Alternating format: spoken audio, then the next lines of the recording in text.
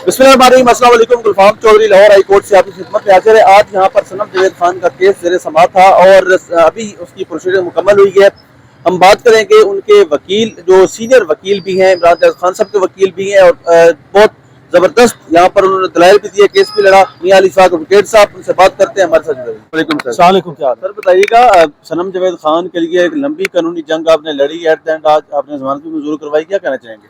देखें, सनम जावेद खान को पिछले तकरीबन 2 माह से विदाउट एनी लीगल बेसिस इन्होंने एक फाइन किया हुआ था, जिस पे सनम जावेद खान की पहले लाहौर सेशंस कोर्ट में बेल फाइल की, जो कि ऑनरेबल कोर्ट ने डिसमिस कर दी। उसके बाद लाहौर हाई कोर्ट में फौरी बेल फाइल की, जो कि पिछले तकरीबन 1.5 माह से जो है वो ज़मानत लग नहीं रही थी। लेकिन आज लाहौर में ऑनरेबल जज Lahore high court justice Farooq Haider साहब की कोर्ट में इसकी बेल फिक्स हुई। इसको रिगरसली आपके सामने कंटेस्ट किया गया और कोर्ट ने रिपीटेड अपॉर्चुनिटीज़ जो हैं वो असिस्टेंट अटॉर्नी जनरल और जो केस के मुकदमे के तफ्तीशी अफसर हैं उनको प्रोवाइड की कि कोई तो एक ऐसा मटीरियल लेके आएँ, चाहे वो सब्सटेंटिव फैक्चुअल बेसिस पे है, चाहे जो इन्होंने मटीरियल कलेक्ट किया है उसकी जो प्रोसीजरल फॉर्मेलिटीज़ हैं, जो इन्होंने कोर्ट फॉर्मेलिटीज़ पूरी करके केस को इस काबिल बनाना होता है कि वो काबिल शहादत केस हो। कोई एक चीज़ पॉइंट आउट कर दें कि सनम के खिलाफ इनका कोई केस जो है वो ठोस बुनियादों पर बनाया हो। तो रिपीटेड अपॉर्चुनिटीज़ पर आपने देखा, विटनेस किया कि प्रोसिक्यूशन जो है they miserably fail to establish their case, और कोर्ट ने जो हमारे सबमिशंस थी, दलाइल उनको मंजूर किया और उसके मंजूर होने के बाद, एक्सेप्ट करने के बाद सनम जावेद की पोस्ट बेल जो है उसको अलाउ कर दिया। सर हमने देखा कि कोई सबूत नहीं था, फिर भी 5 माह लग गया जमानत करवाने में। नहीं, 5 माह नहीं लगे। मैं आपको बता देता हूँ, पिछले 2 महीने से सनम इस केस में जो है वो ऑलरेडी अरेस्टेड थी और 2 महीने बाद जो है वो इसकी जमानत जो है मंजूर होगी। और जो आप रेफर कर रहे हैं वो एक और केस था एंटी टेररिज्म एक्ट का, जिसमें भी सनम जावेद की जो बेल है वो एक्सेप्ट हो चुकी हुई है। सर 26वीं आईनी तरमीम के बाद अदलिया के अंदर जो बिगाड़ हम देख रहे हैं, ये कब तक लगता है आपको कि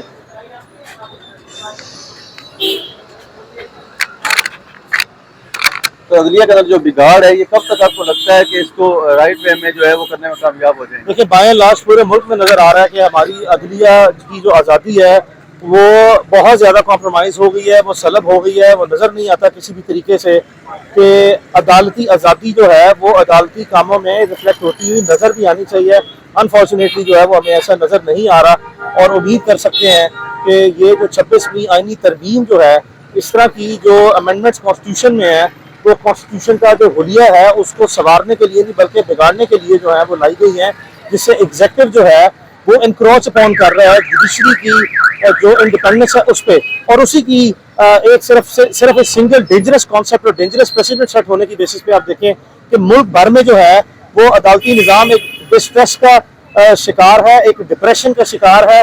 और आपने ये देखा कि चाहे वो रिजर्व सीट्स वाला केस हो या बाकी दीगर सुप्रीम कोर्ट में आईनी केस हो, या जो है वो मातहत अदलिया में मुख्तलिफ वाक़यात, चाहे वो क्रिमिनल नेचर के केसेस हों या कॉन्स्टिट्यूशन नेचर के केसेस हों, हर एक में नज़र आता है कि हमें जो मुअज़्ज़ज़ जज साहिबान केस सुनते हैं वो दबाव का शिकार नज़र आते हैं और आज़ादी से जो है वो अपना काम करते हुए जो है वो कम अज़ कम बज़ाहिर नज़र नहीं आते। तो ये एक बहुत ख़तरनाक जो है वो अमल है। मेरी राय में इसको वन वे और अनदर सूनर और लेटर रिवर्स होना होगा, और इसकी रिवर्सल ही जो है वो आज़ाद अदलिया के लिए एक राह हमवार करेगी। जो 15-20 साल जो है वो मेहनत की गई थी बड़ी मुश्किल से, कि अदलिया को बड़ी मुश्किल से जो है एक आज़ाद इदारा बनाने के लिए, अब वो एग्जेक्टिव के मतहत जो है वो दोबारा जो है वो दिया जा चुका है। ये एक अनफॉर्चुनेट सिचुएशन है। इसको ले लीजिएगा कि जो आम लोगों का अदम एतमाद बढ़ता जा रहा है अदलिया के ऊपर इन फैसलों के तनाजुर में, तो ये कितना अनफॉर्चुनेट है और कितना नुकसान साबित हो सकता है? बहुत ज़्यादा अनफॉर्चुनेट है। जिस मुल्क में आज़ाद अदलिया पर लोगों का या अदलिया पर भरोसा ख़त्म हो जाए, लोग कानून अपने हाथ में रहते हैं, मुआशरे में इंतशार फैलता है, बदअदबी फैलती है, लोग यहाँ तक जो है वो एक दूसरे को कत्ल गारत पे उतर आते हैं, और किसी भी शहरी का अपने ही मुल्क के इदारों पर एतमाद ना होना जो है वो एक बहुत ही अनफॉर्चुनेट सिचुएशन है। इसीलिए लोग जो हैं वो अपने मुल्क से निकल के बैरून ममालिक जो है वो जाके रिहाइश पजीर होते हैं, ये अपने मुल्क से जो है वो इदारों से इत्मीनान में नज़र नहीं आते। इससे लाहौर में ऑनरेबल जज Lahore high court justice Farooq Haider साहब की कोर्ट में इसकी बेल फिक्स हुई। इसको रिगरसली आपके सामने कंटेस्ट किया गया और कोर्ट ने रिपीटेड अपॉर्चुनिटीज़ जो हैं वो असिस्टेंट अटॉर्नी जनरल और जो केस के मुकदमे के तफ्तीशी अफसर हैं उनको प्रोवाइड की کہ کوئی تو ایک ایسا مٹیریل لے کے آئیں, چاہے وہ سبسٹینٹیو فیکچوئل بیسس پہ ہے, چاہے جو انہوں نے مٹیریل کلیکٹ کیا ہے اس کی جو پروسیجرل فارمیلٹیز ہیں, جو انہوں نے کوڈل فارمیلٹیز پوری کر کے کیس کو اس قابل بنانا ہوتا ہے کہ وہ قابل شہادت کیس ہو, کوئی ایک چیز پوائنٹ آؤٹ کر دیں کہ صنم کے خلاف ان کا کوئی کیس جو ہے وہ ٹھوس بنیادوں پر بنایا ہو. تو ریپیٹڈ اپرچونٹیز پر آپ نے دیکھا, وٹنس کیا کہ پروسیکیوشن جو ہے they miserably fail to establish their case, اور کورٹ نے جو ہمارے سبمیشنز تھیں دلائل ان کو منظور کیا, اور اس کے منظور ہونے کے بعد ایکسیپٹ کرنے کے بعد صنم جاوید کی پوسٹ ریس بیل جو ہے اس کو الاؤ کر دیا. سر ہم نے دیکھا کہ کوئی ثبوت نہیں تھا, پھر بھی 5 ماہ لگ گئے ضمانت کروانے میں. نہیں 5 ماہ نہیں لگے, میں آپ کو بتا دیتا ہوں پچھلے 2 مہینے سے صنم اس کیس میں جو ہے وہ آلریڈی اریسٹڈ تھی, اور 2 مہینے بعد جو ہے وہ اس کی ضمانت جو ہے منظور ہوگی. اور جو آپ ریفر کر رہے ہیں وہ ایک اور کیس تھا اینٹی ٹیررزم ایکٹ کا, جس میں بھی صنم جاوید کی جو بیل ہے وہ ایکسیپٹ ہو چکی ہوئی ہے. سر 26ویں آئینی ترمیم کے بعد عدلیہ کے اندر جو بگاڑ ہم دیکھ رہے ہیں, یہ کب تک لگتا ہے آپ کو کہ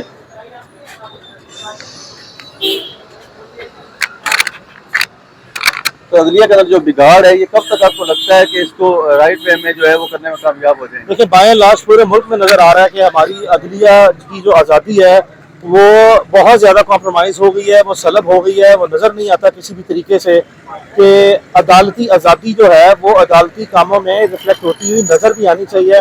انفارچونیٹلی جو ہے وہ ہمیں ایسا نظر نہیں آ رہا, اور امید کر سکتے ہیں کہ یہ جو 26ویں آئینی ترمیم جو ہے, اس طرح کی جو امینڈمنٹس کانسٹیٹیوشن میں ہیں, وہ کانسٹیٹیوشن کا جو حلیہ ہے اس کو سنوارنے کے لیے نہیں بلکہ بگاڑنے کے لیے جو ہے وہ لائی گئی ہیں, جس سے ایگزیکٹو جو ہے وہ انکروچ اپون کر رہا ہے جوڈیشری کی جو انڈیپینڈنس ہے اس پہ, اور اسی کی ایک صرف ایک سنگل ڈینجرس کانسیپٹ اور ڈینجرس پریسیڈنٹ سیٹ ہونے کی بیسس پہ آپ دیکھیں کہ ملک بھر میں جو ہے وہ عدالتی نظام ایک ڈسٹریس کا شکار ہے, ایک ڈپریشن کا شکار ہے.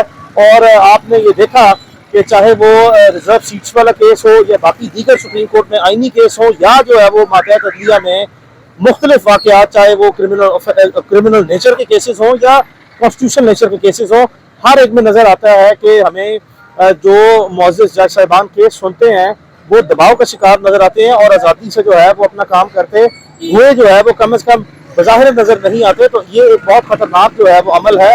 میری رائے میں اس کو ون وے اور another sooner اور لیٹر ریورس ہونا ہوگا, اور اس کی ریورسل ہی جو ہے وہ آزاد عدلیہ کے لیے ایک راہ ہموار کرے گی.